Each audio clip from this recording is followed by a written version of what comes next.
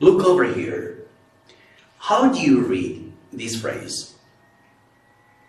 If you said the house, it's incorrect. We should say the house. The house. Alright? What about the next one? Okay. If you say the hour, it's incorrect. So this is pronounced now the hour. The hour. Then the question is why sometimes we pronounce the, why the. Okay. There is a clear explanation about this.